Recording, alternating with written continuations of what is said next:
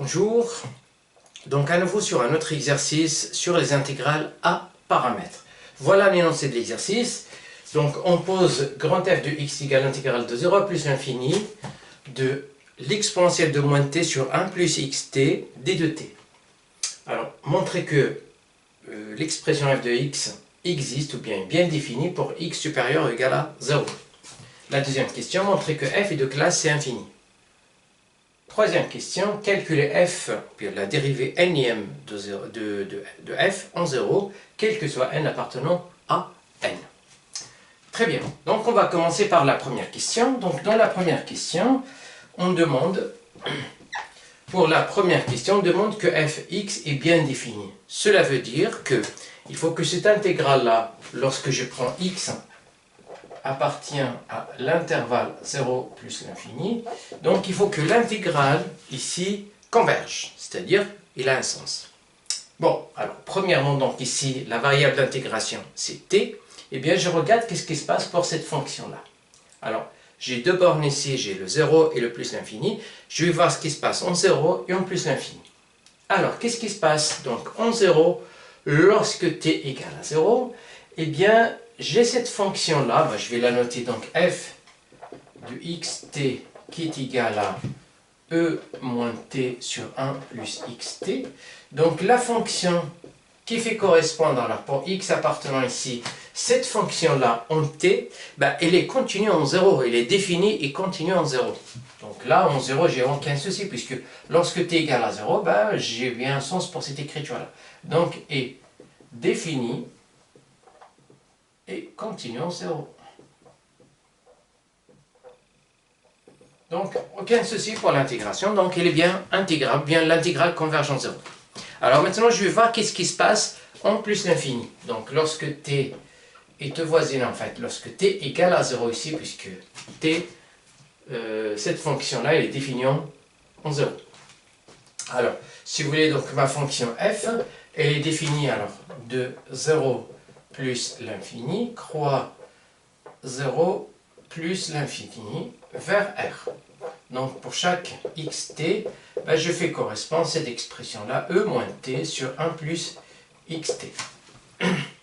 Donc en 0, j'ai pas de problème, mais par contre en plus l'infini, on va voir que ça va changer un petit peu. Donc en plus l'infini, eh bien regardez bien ce qui se passe. Alors toujours c'est le même astuce lorsqu'on a l'exponentielle de quelque chose qui va tendre vers 0, puisque l'exponentielle, ça l'emporte sur la puissance, et donc toujours, on va multiplier par t carré par exemple. Je multiplie par t carré e moins tx, pardon, e moins t sur 1 plus x, xt, et bien je calcule cette limite-là, lorsque t tend vers plus l'infini. Donc lorsque t tend vers plus l'infini, bon si vous voulez alors, je peux le composer en deux, donc je peux mettre la limite lorsque t tend vers plus l'infini. Si vous voulez donc de t sur 1 plus tx fois te moins t. Et donc, puisque là c'est une fonction polynomiale, donc là c'est une fraction rationnelle, et donc celle-là, ça va tendre vers 1 sur x. Donc ça tend vers 1 sur x. Donc voilà. Mais celle-là, donc avec la croissance comparée, lorsque t tend vers plus l'infini, celle-là, elle va tendre vers 0. Donc 1 sur x fois 0, ça fait 0. Donc la limite ici, ça fait 0. Cela veut dire quoi? Cela veut dire tout simplement que cette fonction-là, donc e moins t carré sur 1 plus xt, est tout simplement, c'est un petit taux de 1 sur t carré. Voilà. Et donc, j'ai donc à comparer l'intégrale, c'est l'intégrale de cette fonction-là converge en plus l'infini, celle-là, il va faire la même chose. Donc, qu'est-ce que j'ai ici?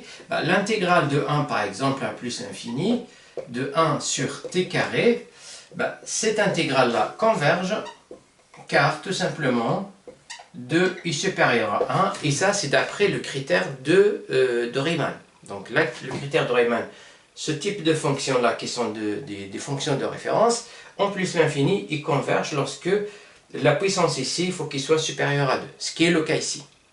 Donc, en plus l'infini, eh bien, cette intégrale-là converge. Et en 0, on avait dit qu'on n'a pas de souci. Cela veut dire que f de x est bien défini lorsque x est supérieur ou égal à 0. Donc, f est bien défini. Alors maintenant, on va passer donc à la question B pour démontrer que f est de classe C infini. Donc, pour démontrer qu'une fonction est de classe C infini, ben, il faut démontrer qu'elle est de classe CK, quel que soit K appartenant à N. Et c'est ça ce qu'on va faire par la suite. Donc, on doit démontrer que la fonction définie par cette intégrale est de classe CK. Donc, pour cela, je vais vous rappeler le théorème qui me permet de faire ce passage. Donc, le théorème est le suivant. Donc, c'est un théorème de cours. Alors, et d'ailleurs, donc ce théorème-là, il a plusieurs versions, mais qui sont toutes équivalentes. Eh bien, je vais prendre donc le théorème. Alors, théorème. Donc, je vais prendre f d'un intervalle oméga croix i dans R, donc dans le cas général, et je vais prendre xt qui va faire correspondre f de xt. Et je vais prendre ma fonction f de x qui est définie par l'intégrale sur i de f de x de t d de t. Et je vais prendre un k appartenant à n. Bon, alors, donc, j'ai toutes ces informations-là, et je veux donc espérer pouvoir démontrer alors à quelles conditions cette fonction-là en x est de classe CK. Donc, pour cela, eh bien, voilà les conditions. Donc, si, alors, premièrement, il faut que, quel que soit t appartenant à i, la fonction qui fait correspondre x, f de xt, donc il faut qu'il soit de classe CK. Bien sûr sur oméga. Et donc le fait que cette fonction-là est de classe CK, il va générer des dérivées partielles par rapport à x jusqu'à l'ordre k. Et donc, eh bien, je dois donc dire que quel que soit p, par exemple, appartenant, bien, prenons les valeurs de 0 jusqu'à k, alors j'ai donc des fonctions qui sont générées, donc en t, et bien à chaque fois, donc j'ai la dérivée Pm de f en xt sur d de xp. Donc ce sont des fonctions en t. Eh bien, il faut que ces fonctions-là soient continues par morceaux. Donc pour chaque p, cette fonction-là en p, il faut qu'il soit, bien sûr, une fonction en t de paramètre p, il faut qu'il soit continu par morceau. Donc continu par morceau. Et la condition la plus importante, c'est la condition de domination. Donc la domination, c'est formé de la façon suivante. Et ça donc, quel que soit P appartenant, bien, prenons les valeurs de 0 à K, il va exister phi indexé par P, qui est défini donc de I dans R+, il faut qu'il soit intégrable. Il faut qu'il soit intégrable, et en plus de ça, il faut qu'il domine toutes ces dérivées partielles.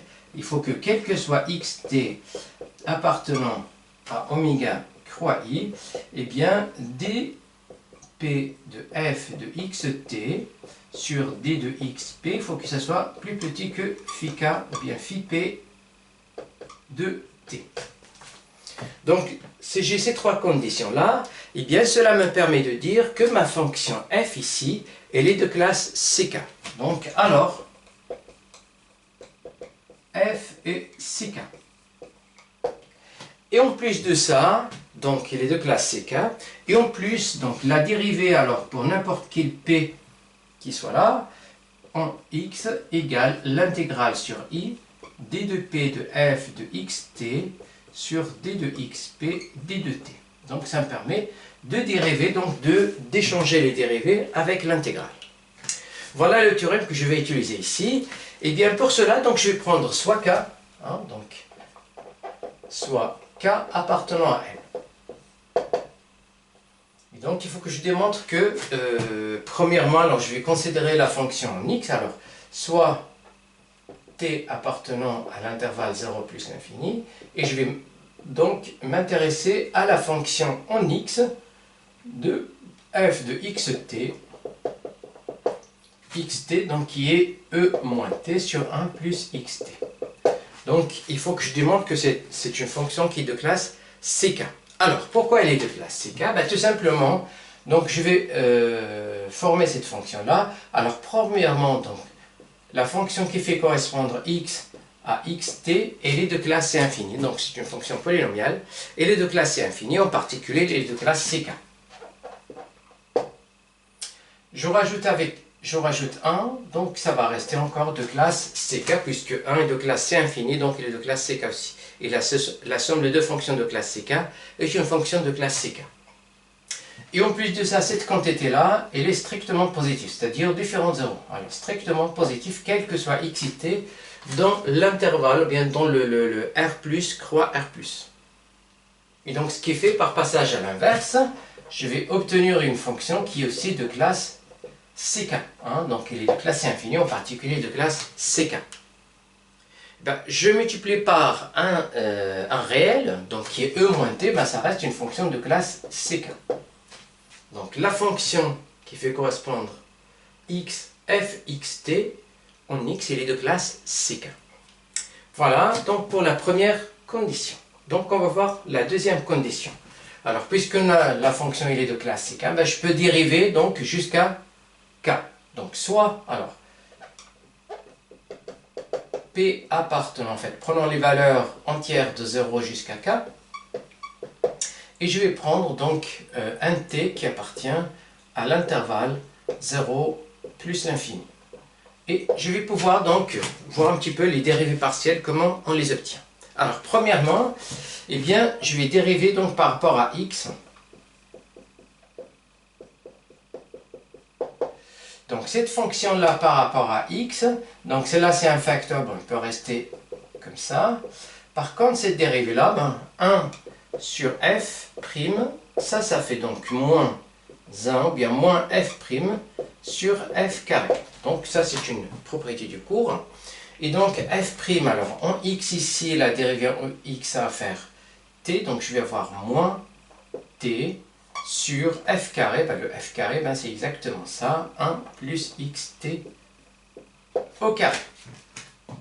Voilà pour la première dérivée. Donc, je vais passer maintenant à la dérivée seconde ici par rapport à x. Donc, la dérivée seconde par rapport à x, donc je dérive une fois ici par rapport à x. Donc, les t n'interviennent pas. Donc, je vais avoir moins t, e moins t ici. Et j'ai juste à dériver 1 sur 1 plus x t au carré. Et bien, pareil donc, d'une façon générale, et bien, vous avez ici, alors, donc 1 sur f n prime, et bien, ça fait combien ici? Et bien, ça fait moins n f prime sur fn plus 1. Donc, c'est une propriété du cours, que vous pouvez trouver un peu de partout. Eh bien, je vais l'utiliser ici. Bon, ça va faire alors ici, donc, moins 2, puisque le n ici, donc c'est 2, moins 2. Donc, la dérivée de celle-là, ben, ça va faire t. Puis après, sur 1 plus xt, puisque n égale à 2, donc n plus 1, ben, ça va faire 3 ici. Alors, je vais écrire ça correctement, si vous voulez. Eh bien, ça va faire alors, donc, moins 2, ou bien tout simplement moins 1 au carré. Je vais le laisser, je ne vais pas le calculer, donc vous allez voir pourquoi. Fois 1, fois t carré e moins t, sur 1 plus xt, exposant 3. Eh bien, je vais passer donc à la dérivée troisième et après je vais généraliser. Donc vous allez voir, bon, soit par récurrence, soit donc vous allez voir, on peut l'obtenir donc en faisant donc une suite successive de dérivations et on obtient la formule que je vais voir. Alors, je vais faire à l'ordre 3 pour mieux voir les choses. Donc à l'ordre 3, je vais avoir quoi? Ben, je vais avoir d exposant, enfin d3 de f sur dxp. Je dérive par rapport à x encore une fois. Ben, donc tout ça, ça n'intervient pas dans la dérivation, donc je vais juste dériver celle-là. Je vais avoir d'une part moins 1 au carré, 2 fois 1 fois t carré fois e moins t sur, alors celle-là aussi, donc 1 sur 1 plus x t exposant 3, il a la même forme que celle-là. Donc je vais appliquer la même formule. Eh bien je vais avoir moins 3 f', donc f' c'est t, fois t, et là je vais avoir 1 plus xt exposant 4. Alors pour mieux voir ici, eh bien le moins 3, donc le moins je vais le mettre ici pour avoir 3. Le t je le rajoute là pour avoir 1, 3. Et ce 3 là, je vais juste le mettre ici à côté. Donc je vais avoir ici moins 1 exposant 3 fois 3. Mais 3 fois 2 fois 1, ben c'est 3 factoriels. Et là, ben, soit par récurrence, comme je viens de dire à l'instant, soit donc en faisant ça d'une façon successive, exposant 3, pour avoir eh bien, dp donc, de f, alors la dérivée pm de f de x par rapport à x, il va faire donc de la même façon, donc ça va faire moins 1 exposant p factoriel, t exposant p, e moins t, sur 1 plus xt exposant p plus 1. Et donc j'ai obtenu ça, quel que soit p appartenant, bien prenant les valeurs entières de 0 jusqu'à k. Et bien donc j'ai calculé la dérivée pm. Alors maintenant, donc on doit s'assurer que les fonctions générées maintenant, eh bien, par rapport à t, donc ils sont continues par morceaux. Alors on va voir plus que ça, on va voir qu'ils sont continus. Alors,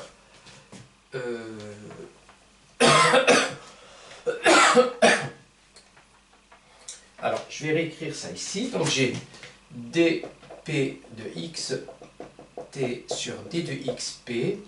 Ça fait, donc on avait dit moins 1 exposant p, p factoriel t exposant p, e moins t sur 1 plus xt exposant p plus 1. Alors ici, on voit clairement, donc on voit clairement que ces fonctions-là, elles sont continues en t.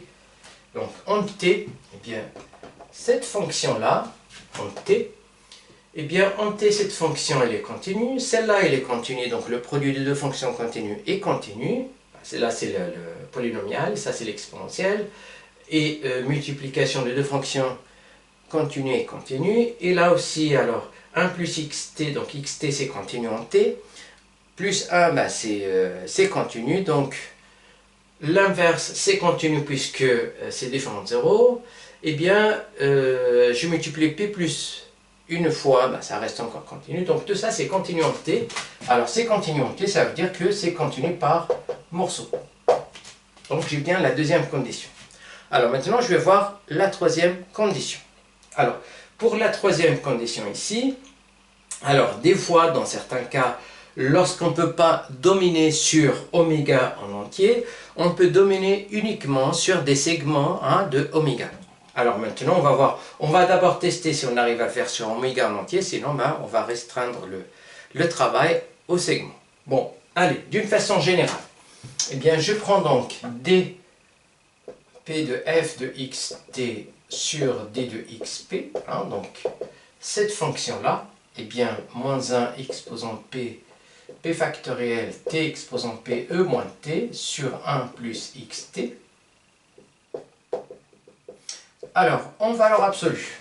En valeur absolue, donc j'ai le moins 1 exposant p qui vont disparaître. Et bien, je vais avoir tout simplement p factoriel t, p, e moins t sur 1 plus xt.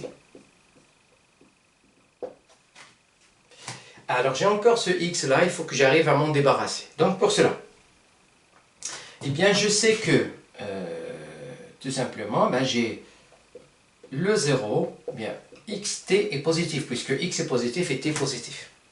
Donc si je fais plus 1, eh bien je vais avoir 1 ici, 1 plus xt, donc ça c'est plus petit. Et en plus de ça, ça c'est strictement positif. Et donc, la fonction inverse est une fonction qui est décroissante sur R+, et bien par passage à l'inverse, je vais avoir 1 plus xt inférieur à 1. Donc 1 sur 1 c'est 1. Et bien pareil, donc quand je vais élever à p plus 1, ben, ça reste encore plus petit que 1. Et donc du coup, cette quantité-là, je peux la majorer par 1. Ça veut dire que là, je peux dire que ça c'est tout simplement, c'est plus petit. Hein?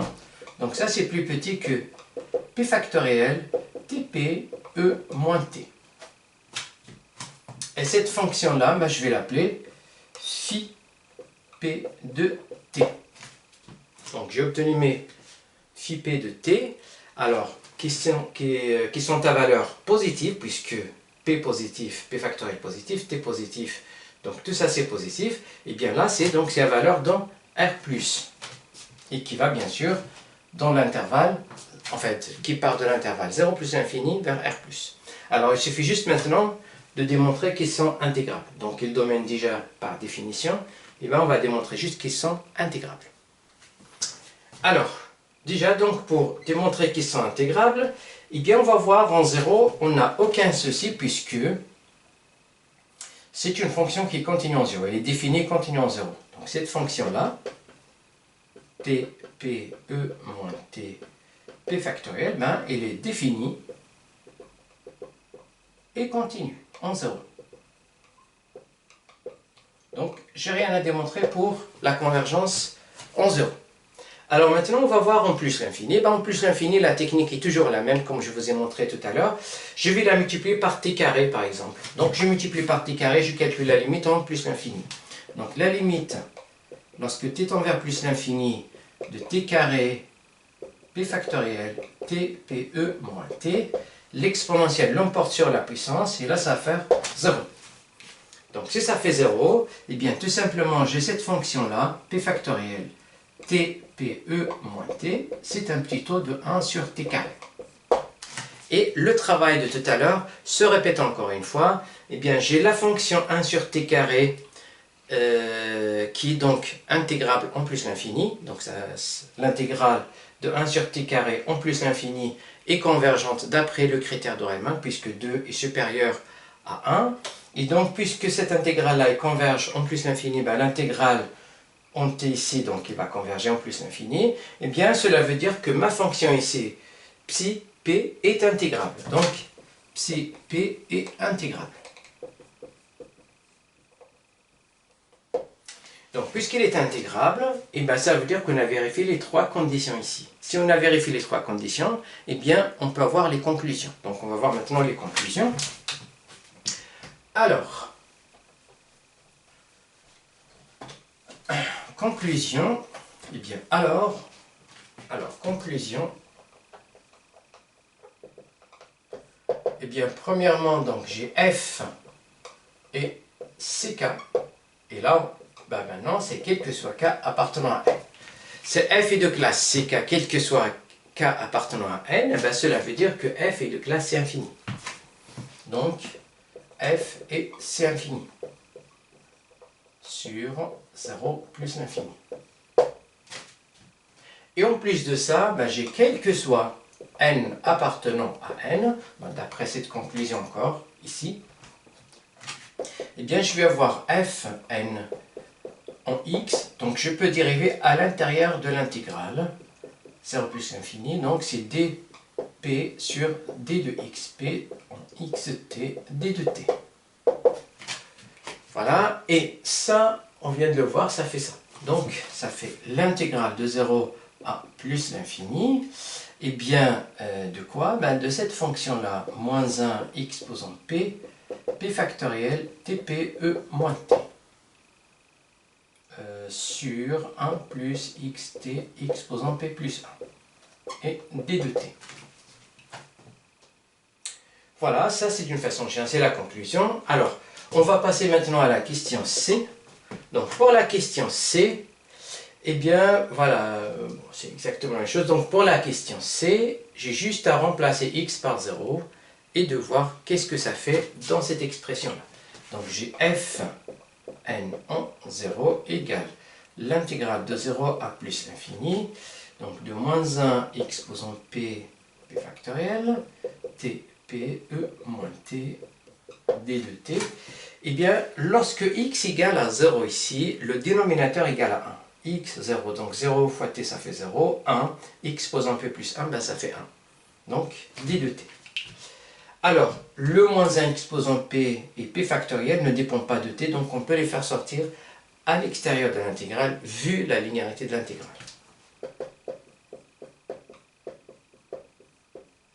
Voilà, donc de E moins t d de t. Pardon.